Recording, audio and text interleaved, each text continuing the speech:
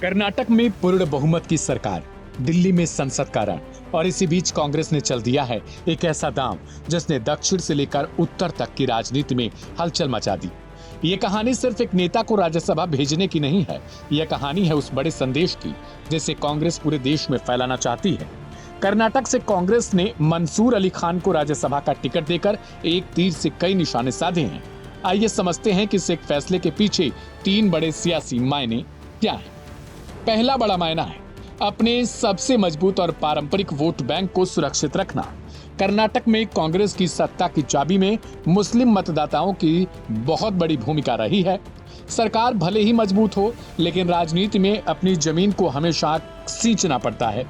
विपक्षी दल लगातार कांग्रेस पर यह आरोप लगाते रहे हैं कि वह अल्पसंख्यकों का इस्तेमाल सिर्फ वोट बैंक के रूप में करती आई है, लेकिन जब सत्ता और प्रतिनिधित्व की बात आती है तो कदम पीछे खींच लेती है।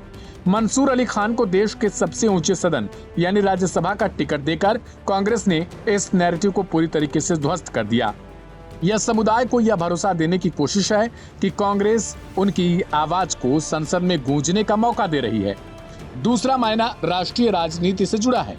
राष्ट्रीय स्तर पर कांग्रेस और पूरा विपक्ष इस समय एक ही सुर में बोल रहा है।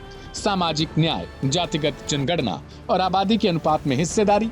जब आप पूरे देश में जितनी आबादी उतना हक का नारा बुलंद कर रहे हो तो आपको अपने फैसलों में भी वही झलक दिखानी होगी। मंसूर अली खान का चयन उसी सामाजिक भागीदारी के वादे की एक जीती जागती मिसाल है। इस एक फैसले से कांग्रेस ने खुद को अल्पसंख्यकों को और वंचितों की हक की लड़ाई लड़ने वाले इकलौते बड़े मंच के रूप में स्थापित करने की कोशिश की है, जिससे बीजेपी और अन्य क्षेत्रीय दलों के लिए इस मोर्चे पर हमला करना मुश्किल हो जाएगा। तीसरा और आखिरी मायना है एक पढ़े लिखे और नए अल्पसंख्यक नेतृत्व को आगे बढ़ाना।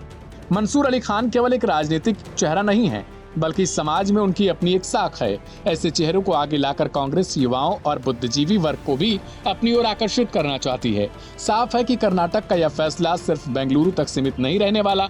इसके गूंज आने वाले हर उस राज्य में सुनाई देगी जहां अल्पसंख्यक आबादी चुनाव की दिशा तय करती है।